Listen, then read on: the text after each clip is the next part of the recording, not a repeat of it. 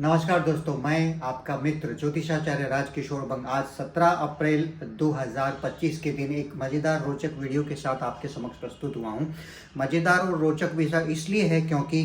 हम आज जिस विषय पर बात करना चाहते हैं वो विषय इस तरफ चौं तरफ दावानल की आग की तरफ फैला हुआ है। दावानल की आग जो जंगल में फैलती है तो रुक नहीं पाती, चारों तरफ बहुत तेज गति से फैलती है। उसी तरह से ये जो वीडियो पर जिस विषय पर हम बात करेंगे, ये विषय और ये टॉपिक और ये चीज़ भी इस वक्त बिल्कुल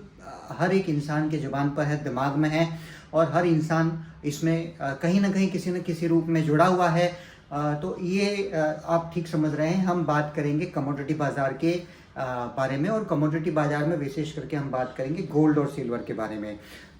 हम गोल्ड और सिल्वर के बारे में आज से कुछ समय पहले 2 वीडियो लेकर के आए थे, जिसमें हमने साफ तौर पर कहा था कि आने वाले 2-3 वर्षों में गोल्ड और सिल्वर जो है आउट परफॉर्म करेंगे हर तरह के एसेट क्लास को। और आज क्योंकि गोल्ड और सिल्वर अपने चरम सीमा पर पहुंच चुके हैं, तो अब हमें ऐसा महसूस होता है कि अब आगे इनका रुख क्या रहेगा, कैसा रहेगा, इस बारे में हमारी ज्योतिषीय गणना जो कहती है, हमारा एस्ट्रोलॉजिकल एनालिसिस जो कहता है, वो एक संक्षिप्त रूप से, एक संक्षेप में आप सभी लोगों के सामने प्रस्तुत करूं। तो इसमें मैं बहुत ज़्यादा तकनीकी दृष्टिकोण से नहीं जाऊंगा, लेकिन लेमन लैंग्वेज में आपके साथ बात करने की कोशिश करूंगा। और उसमें मैं आपको ये बताऊंगा कि आने वाले समय में हमें इस धातु के बारे में जो ज्योतिष शास्त्र के सिद्धांतों के आधार पर एक संकेत मिला है वो क्या है। तो जी हाँ, मैं शुरू करता हूँ। आज से कुछ 2 वर्ष पहले, लगभग आप समझ लीजिए 2022 अक्टूबर-नवंबर के आसपास, सोने ने बॉटम बना करके वहाँ से चाल शुरू की थी, एक अच्छी खासी चाल। और पिछले 2-2.5 वर्षों के अंदर सोने ने बहुत ज़बरदस्त तरीके से आउट परफॉर्म किया है, सोने के साथ साथ चांदी ने भी। तो इसमें बेसिकली क्या हुआ है कि जो गोचर यानी कि इस वक्त ब्रह्मांड में जो प्लैनेट्स घूम रहे हैं, तो कौन से प्लैनेट्स हैं जो सोने और चांदी की चाल को प्रभावित कर रहे थे। तो उसमें नंबर 1 आता है गुरु, नंबर 2 आता है शनि, और उसके पश्चात राहु केतु। राहु केतु जो है वो इस तरह के प्लैनेट हैं कि वो हर किसी वस्तु विशेष को प्रभावित करते हैं, क्योंकि छाया ग्रह है तो जिसके भी साथ जुड़ जाते हैं वहाँ की क्वालिटी लेकर के अपना प्रभाव जो है छोड़ जाते हैं। और राहु और केतु क्योंकि सीधा सीधा ऐसी चीज़ों से संबंधित है जो हम देख नहीं सकते, समझ नहीं सकते, तो किसी भी वस्तु विशेष में एक यूफोरिया अगर क्रिएट होता है, पागलपन क्रिएट होता है, तो वो राहु की और केतु की शक्ति के बिना नहीं हो सकता। तो गोचर में आज से 15 से 17 वर्ष पहले गुरु और शनि के जो गोचर चले थे, उन्होंने बहुत ही ज़बरदस्त तरीके से इस कीमती धातु सोने और चांदी में एक ज़बरदस्त तरीके से चाल का निर्माण करना शुरू किया था 2008-9 से। और वो चाल जो चली तो वो लगातार आज 2025 तक हम देखते आ रहे हैं। निसंदेह बीच में ये चाल थोड़ी ऊपर नीचे रही है, लेकिन लगातार तेजी का रुख हमें देखने मिला है। और क्योंकि ये तेजी पिछले करीबन 15-17 वर्षों से एक ही चाल में चलती आ रही है, तो अब हमें ये एक संकेत मिल रहा है कि गुरु ग्रह जिस गोचर में जिन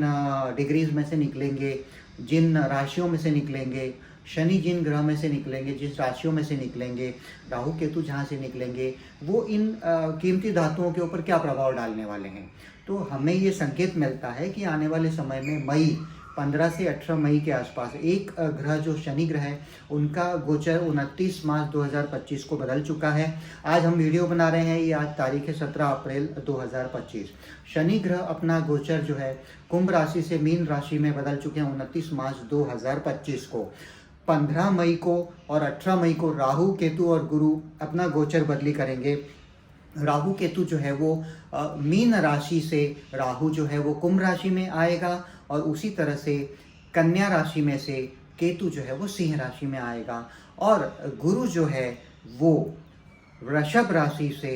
पदार्पण करेंगे मिथुन राशि में। तो ये जो ट्रांजिट चेंज हो रहा है इस 1.5-2 महीने की अवधि में, ये एक ज़बरदस्त तरीके से बदलता हुआ और संकेत देता हुआ हमें नज़र आ रहा है कि ये जो पिछले कुछ समय से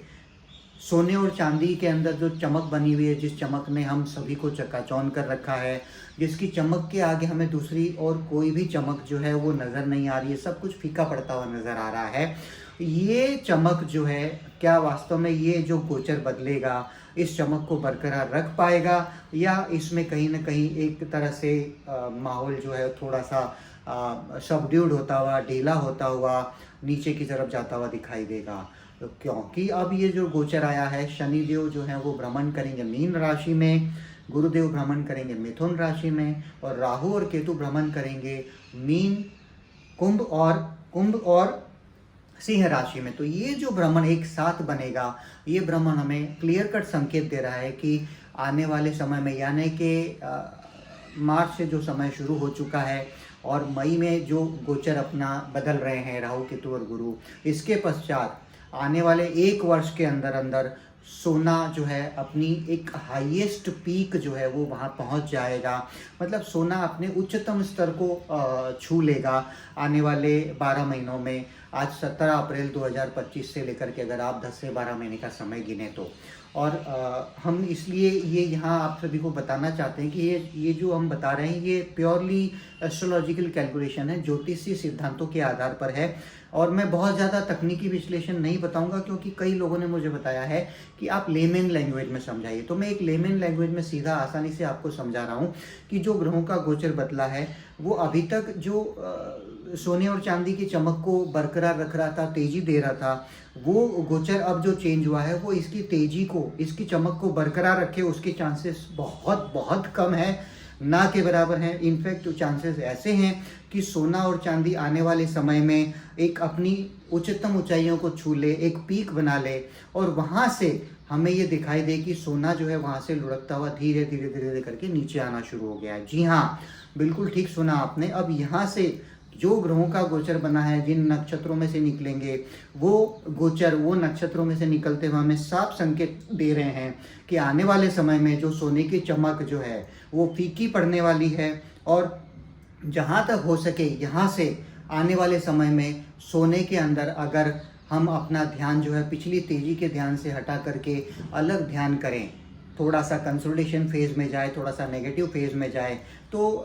हमारे लिए एक समझदारी वाला चुनाव होगा। ये सोने की चमक जो है आने वाले समय में फीकी पड़ती हुई नज़र आ रही है, ये ग्रहों का गोचर हमें दिखा रहा है। और इसमें एक बात और हम बताएं कि हमेशा जैसे सोना लीड करता था, चांदी उसके पीछे जाती थी, लेकिन अब जो समय चक्र बदला है, जो ग्रहों का योग बदला है, उसमें ये साफ तौर पर हमें संकेत आ रहे हैं कि आने वाले समय में एक बार जैसे ही ये कंसोलिडेशन और नेगेटिव वाला फेज समाप्त होगा, यानी कि सोने चांदी का कंसोलिडेशन वाला, और एक यहाँ से थोड़ा सा मंदी का दौर जो है इनमें आएगा वो खत्म होगा, तो उसके पास जो अगली मोमेंटम स्टार्ट होगी 2026 के पश्चात, उस मोमेंटम में सोना लीड नहीं करेगा। जो धातु लीड करेगी वो धातु होगी चांदी। जी हाँ, आने वाले समय में जो एक कंसोलिडेशन फेज और एक नेगेटिव फेज समाप्त हो जाएगा 2025-26 के बाद, उसके पश्चात जो तेजी का दौर आएगा इन धातुओं में, उसमें चांदी लीड करेगी, सोना लीड नहीं करेगा। और हम ज्योतिषीय विश्लेषण, ज्योतिषीय गणना के आधार पर हमें ये संकेत मिल रहे हैं कि आने वाले समय में सोने के मुकाबले चांदी में जो है हमें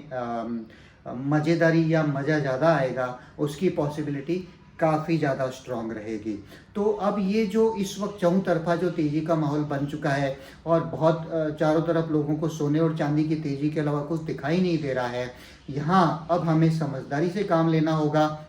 2025 में मुझे ज्योतिष शास्त्र के सिद्धांतों के आधार पर सोने का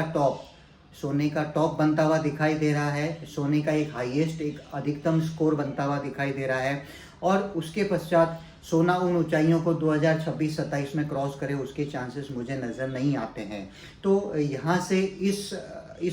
जो ज्योतिषीय विश्लेषण या जो हमारा कैलकुलेशन है ग्रहों के गोचर के आधार के ऊपर, जिन नक्षत्रों में से ये ग्रह निकलेंगे, वो हमें ये बता रहे हैं कि हमें आने वाले समय में जो एक तेजी का माहौल हम एक्सपेक्ट कर रहे हैं सोने और चांदी में, वो हमें दिखाई दे उसके चांसेस बहुत कम है या नहीं के बराबर हैं। और 2025 में सोना चांदी अपने टॉप बना लेंगे और यहाँ से उसके पश्चात कंसोलिडेशन से नेगेटिव फेज में जाएंगे, उसके चांसेस काफ़ी ज़्यादा हैं, इसको दिमाग में रखा जाए। तो अब ये इस वक्त जो यूफोरिया बना हुआ है, इस यूफोरिया में हम ये चाहते हैं कि आप ये समझें कि यहाँ से ग्रहों का गोचर इन सब चीज़ों के लिए फेवरेबल नहीं है। तो इस बात को ध्यान में रखते हुए आप आगे की व्यूह रचना बनाएं तो हम सभी के लिए ये फायदेमंद साबित हो सकता है। बहुत ही जल्द एक रोचक विषय के साथ आपके समक्ष प्रस्तुत होगा, और वो रोचक विषय होगा कि आने वाले समय में ग्रह नक्षत्र कंस्ट्रक्शन इंडस्ट्री, प्रॉपर्टी सेक्टर के बारे में क्या संकेत दे रहे हैं। तब तक के लिए राजकिशोर बंग का नमस्कार।